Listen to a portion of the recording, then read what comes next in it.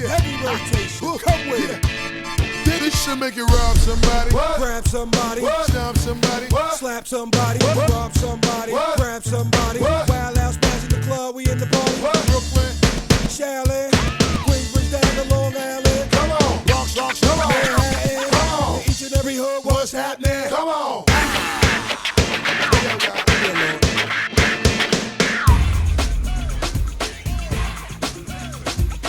Def Jam Fight for New York was the 2004 follow-up to Def Jam Vendetta. The game came out for PlayStation 2, Gamecube and the OG Xbox, and today we'll be looking at the PS2 version. I wanted to use my original Gamecube disc for this video, but I had some problems with the capture card, so we'll just be using the PCS X2 emulator and upscaling a little too. Def Jam New York was once again developed by Aki Corporation, but this game is very different to everything that the company developed previously, including Def Jam Vendetta. Def Jam New York mixes your standard wrestling game with street brawling, creating a new style of fighting game that's really in a genre of its own. The beauty of Def Jam New York though is that this new style works incredibly well. The game was praised pretty much across the board, mainly thanks to how much more accessible it was. If you played Aki wrestling games on N64, you already had a good understanding of Def Jam Vendetta. As for Def Jam New York, you might as well completely forget about the old Aki games, because this is a different beast altogether. Game producer Josh Holmes said, "With Def Jam Fight for New York, we wanted to do things differently. We wanted to create a fighting system that was simple and rewarding enough at its core that any new player could pick up the controls and do some cool stuff. At the same time, we knew we needed great variety, underlying depth, and strategic play to keep things interesting for more advanced players. We sought to create something new and original that took cues from fighting games, wrestling games, and classic beat-em-ups. We also wanted to disprove the notion that a fighting game can't have a deep single-player experience and storyline." There's a reason why Def Jam Fight for New York is held in high regard, not just by fans of wrestling games, but gamers in general. Let's take a look at the game today, and just like Vendetta, hopefully I can sway more people into giving it a try. Today's video was brought to you by NordVPN. A big thanks to the guys at Nord for helping to keep the lights on at Wrestling Bios. Personally, I've been using Nord services for around a year, and if you aren't using a VPN right now, then that's something you should really think about changing. NordVPN creates a secure encrypted tunnel between your devices and the internet, keeping your browsing data and private information secure from hackers and even big corporations. If the Repo Man was still wrestling today, then NordVPN would be his biggest rival. Not only does NordVPN keep you safe online, but using virtual locations around the world means you have access to tons more content that would normally be geo-blocked, giving you access to the UK version of Netflix, for example, which has different shows when compared to the USA Netflix, and vice versa. It's lightning quick, there's no buffering, there's no bandwidth throttling, you're gonna get a secure, smooth stream, and it's all done with one click. With the security benefits and access to tons more content from geo-block services on all your devices, you can see why it just makes sense to have a VPN, and you might as well go with a market-leading name that can guarantee peace of mind. So here's the deal, if you go to nordvpn.com/wrestlingbios, you'll get a free month on top of their special 2-year plan, plus a big discount. Check them out guys, not only does it help Wrestling Bios, but more importantly, it gives you a high level of online security. A special thanks to NordVPN for partnering up with Wrestling Bios. What I'm going to do in this upload is explain the game as we look at story mode. This is where you'll spend the most time in Def Jam New York, and in comparison to Vendetta, there's a lot to do here. It's best to look at story mode first because this single player mode explains how to play the game in terms of how to win matches, and it also introduces the characters, the match types, and the venues.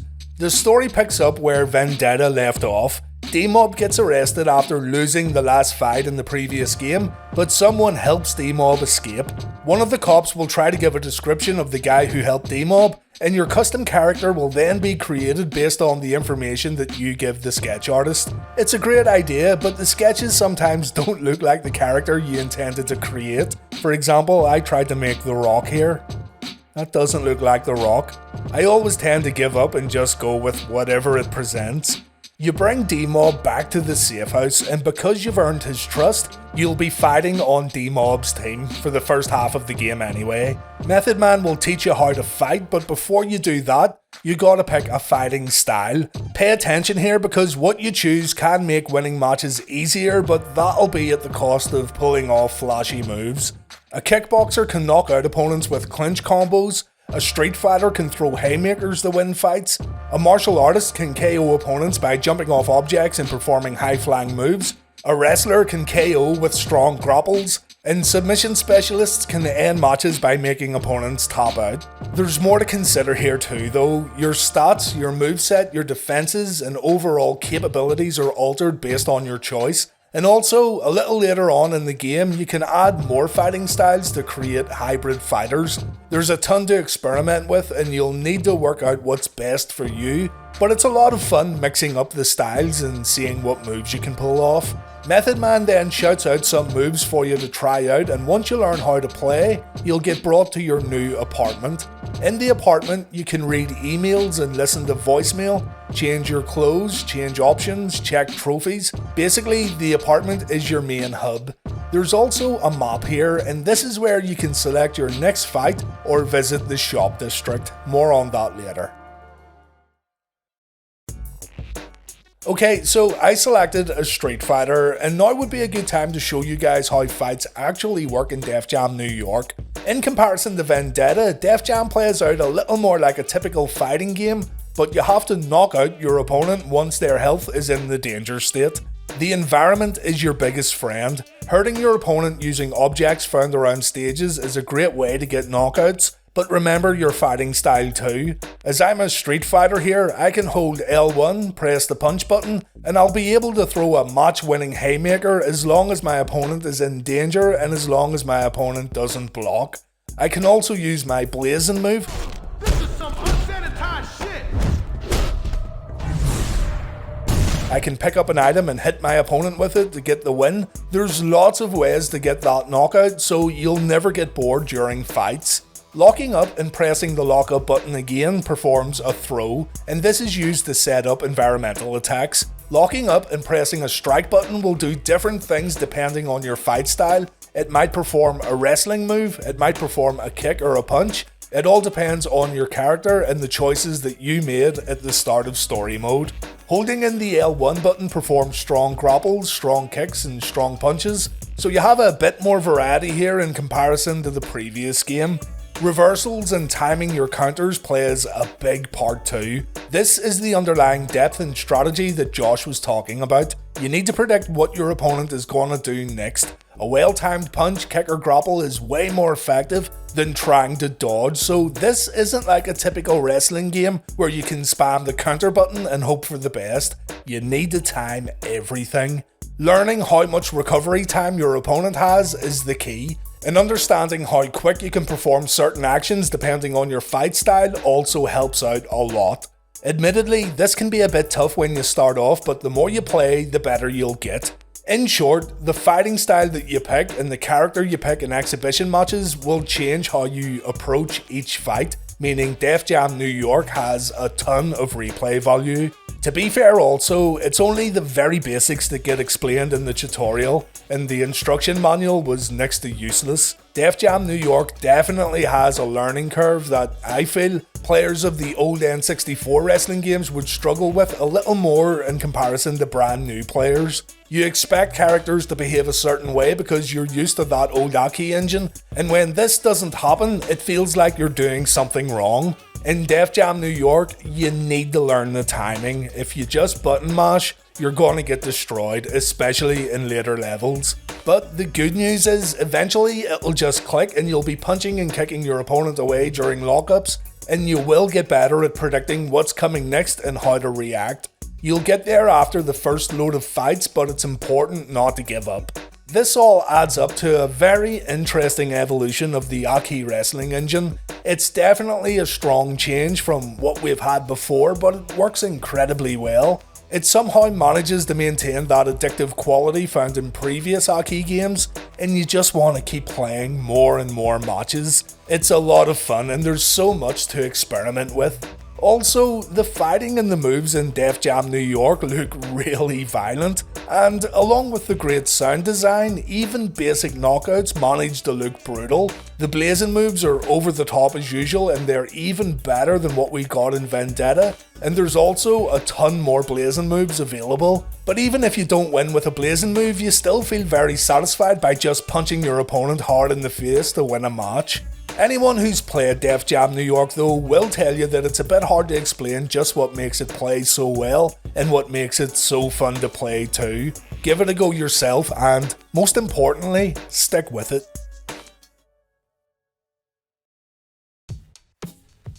Back to the story mode map and back to the shopping district. Here you'll be able to make cosmetic changes to your character while also visiting Henry Rollins' gym. This is where you'll update your stats, learn a new style to create a hybrid fighter, and you can also buy new blazing moves and assign them to a different direction on the right stick. You spend development points here, which is good. This frees up cash earned in fights to make cosmetic changes. Changing your clothes and look gives you a small bonus after winning fights, and it also helps to boost your charisma, which gives you your blazing move a little quicker, but it isn't very substantial. You could play through the game using the same outfit, but the custom clothing items look so good that you'll be changing these quite a lot, at least I used to anyway. Jacob sells jewellery, Manny makes his return in Def Jam as a tattooist, and you can visit Stingray to get a new haircut. You'll unlock new items for the shops as you continue story mode, and you'll get text messages when new stock has arrived. You're encouraged to keep changing everything you do, from your fighting style to your clothing to how you win matches to how you look doing so, and you're given rewards for keeping everything fresh as you continue through the game. So you start off fighting for D-Mob and taking part in underground fights, getting rewarded for how well you perform. At first, it's like a standard arcade mode and similar to Vendetta. Clear an area, fight the boss, move on to the next area. But soon enough the map opens up and you can choose where to fight. You'll soon get introduced to the final boss of the game, the leader of the opposing team from Harlem, Snoop Dogg, or Crow as he's named in the game. Yeah, Snoop Dogg plays the heel in Def Jam New York, while D-Mob, the heel from Vendetta, done a babyface turn. Snoop's crew will also send you messages challenging you to fights and generally being a bunch of dicks. So what you pretty much end up with here is a story about gang warfare, along with guys jumping sides and guys backstabbing one another. I've seen what you're doing against the small timers out there, but if you for real, let's say you go against someone serious. Your character eventually joins the dark side and you too end up turning heel, meaning you get to fight against everyone on D-Mob's crew also. Girlfriends make a return too, and yes, they will fight for your affections once again, but these fights give you a chance to check out different fighting styles, especially if you jump straight into story mode without playing exhibitions, so they aren't a total waste of time. There's no photos to purchase this time though, so those who enjoyed that aspect of Vendetta may feel a little let down. The tag team tournament from Vendetta is here once again, along with the new free-for-all tournament featuring 4-way elimination matches. These again can get quite fast and frantic, but they're a lot of fun to play through. Free-for-all matches give you a lot of development points too, so make sure you play them. As you play through story mode, you'll unlock fighters, venues, songs, blazing moves and new match types. Now, these match types, some can be a little pointless because usually you can still win via knockout, but you can play matches where you'll automatically win by using a certain environmental attack, such as throwing your opponent out of the ring in the Dragon House, or throwing your opponent onto the train tracks in the subway. It's nice to have these options, but they don't differ too much from standard one-on-one matches, and that's because the heavily modified Aki engine in Fight for New York doesn't really lend itself to typical wrestling stipulation matches. The demolition matches though, they can be pretty fun. You can win these matches by destroying your opponent's car.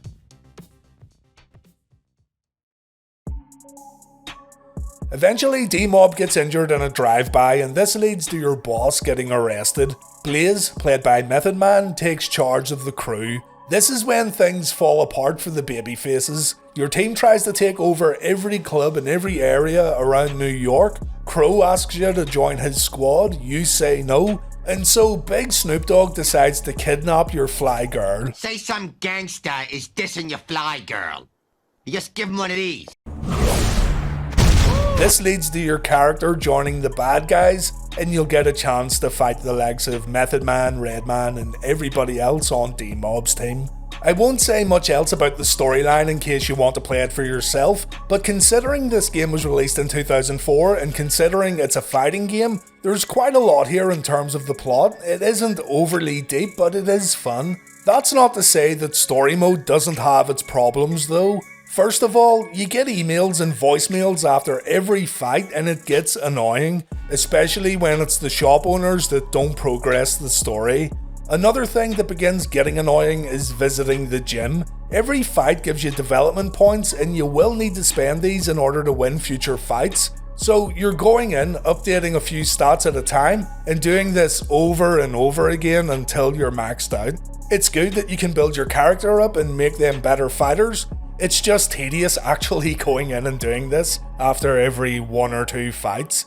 You could save the points and hit the gym after 7 or 8 fights, but that'll lead to more challenging fights in between. You're best off just spending the points as soon as possible. Still, these are small annoyances really. The emails and voicemails can be ignored if you really want. The single player career mode in Def Jam Fight for New York is good overall though, despite these little things. You'll get a souped up custom character out of it too, and because there's other fighting hybrids to experiment with, you'll likely want to complete story mode more than once. So let's move away from story mode and let's look at the entire roster. I'll go through the whole character select screen so you can have a look. This has been expanded greatly. There's a ton of guys here including Def Jam artists, artists signed to other labels, there's even actors, models, there's a ton of guys to choose from here, and you even get a few original characters, some of which return from Def Jam Vendetta. Newcomers to the game include Snoop Dogg, Ice-T, Fat Joe, Mac 10, Exhibit, Busta Rhymes, Carmen Electra, Flava Flav and Sean Paul, just to name a few. 69 characters are available in total once you complete the game 100%, and you've also got the option of creating new characters. You'll also unlock every venue in the game once you complete story mode, and there's a very good mix here. You can have matches inside a traditional wrestling ring, you can have matches inside the octagon, or you can take your fights into the streets, into nightclubs, on rooftops. Even Snoop Dogg's office is available to fight in. The amount of fighting areas and the amount of characters means you'll have a lot to play through. Match types, I touched on this earlier. You can select window matches, demolition matches, inferno matches. All these rely on the player using the environment in a specific way to get a victory, but as mentioned, it's a little pointless seeing as you can also win via standard KO. Still, you won't get bored quickly here, and the vast amount of venues and fighters also means there's plenty of variety for multiplayer matches. Just make sure you have a save file with everyone unlocked. If you don't want to play story mode, you can unlock fighters and venues by using points earned in exhibition matches, although this will take a lot longer. Also available in the game is an extras section where you can enter cheat codes, view the intro video, and you can also watch the Def Jam Fight for New York trailer. There's a beatbox where you can listen to the entire soundtrack while turning off the songs you don't want to hear, and there's also a high score table that keeps track of multiple different scores. You have big talk now, but you gonna cry like a baby when my friends say you. Hey, yo, I'm built to smash you, partner. And I'm gonna break your goddamn neck. Alright, what did the critics say? IGN gave the game an 8.7, saying, Def Jam Fight for New York is a better game than the original, without a doubt. The mixture of fighting and wrestling is a good move by EA, and the presentation really is in the top tier of fighters. If you like playing fighting games alone, Def Jam offers a robust and impressive story mode that ends up being much better than any of the multiplayer modes. Even if you don't end up the biggest fan of the grappling system, the blazing moves are certain to leave anyone impressed. There's a great sense of fun, of true enjoyment in the development of Fight for New York, and that translates to the game. GameSpot also gave the game an 8.7. They finished their review by stating, Def Jam Fight for New York is a great sequel. It would have been easy for the developers behind this game to just crank out an incremental upgrade, but Fight for New York is anything but incremental. It feels like a whole different brand of game altogether. What worked in Def Jam Vendetta has been expanded and improved upon in almost every way, and the new story mode, complete with its character creation and customization element, is simply a joy to play through. Eurogamer, who completely ripped into Vendetta, gave a slightly better review this time, although the reviewer still couldn't get over the fact that robbers were in a fighting game. Giving the game a 6 out of 10, Patrick Garrett of Eurogamer wrote, Def Jam Fight for New York is slick, mass-marketed entertainment for, well, the mass market. This is not a discerning game, it's exploitive and very well made, although not flawless enough to raise any eyebrows from those heavily indie games, and certainly not enough to tempt you away from the myriad more hardcore offerings this Christmas. Buy it for little Johnny's stocking, as long as you don't mind Ice-T shouting, "You're nothing but a punk, your daddy's a punk, and your mama's a bitch," every time he Shaolins his head in. What the fuck? Personally, and I think you've probably gathered this already, I think Def Jam Fight for New York is excellent. The fighting looks incredible, the knockouts look brutal. I honestly don't mind the soundtrack at all. I think it's actually really good, and I enjoy the characters that are available here. Just like Vendetta, you'd be a bit silly to pass this up just because you don't like hip hop. Oh yeah, this is special.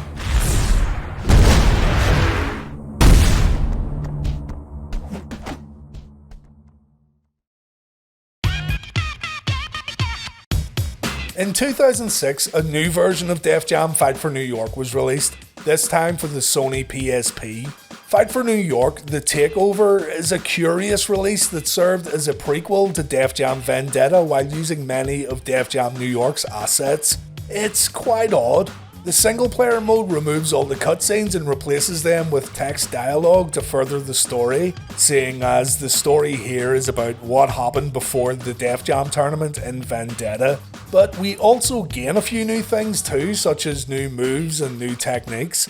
It's for players who want to play Fight for New York while on the move, while also adding a few differences to keep players engaged. And it really isn't all that bad either. Yes, it does play a little slower as you can see here, but I think it's okay.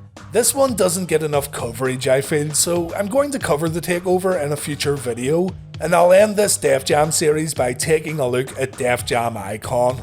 That should be fun. In my opinion, and it's just my opinion, if you want the cream of the crop, I'd go with Fight for New York on PS2, Xbox or Gamecube. I know I said I own the Gamecube version, but that's probably your last choice, seeing as there's some music removed, and also there's voices cut from the game. It also has longer load times in between fights. If you have to choose one, go with the PS2 or the OG Xbox version. As mentioned in the Vendetta video though, prices for Def Jam Fight for New York are pretty high, and it seems to get higher every few months. Emulation is an option too, and you can see in this video that PS2 emulation these days is pretty much perfect, so there's no reason not to try it out. Most people who watch my videos, I know you're WWF guys or WCW guys, or just old school wrestling fans in general, and if you were anything like me, you played the old WWF and WCW games to death. Trust me, the Def Jam games are a breath of fresh air, and if you don't believe me, just ask anyone else who played them. They definitely come recommended. That'll do it for today, guys. Thank you so much for watching. I hope you enjoyed this one, and take care.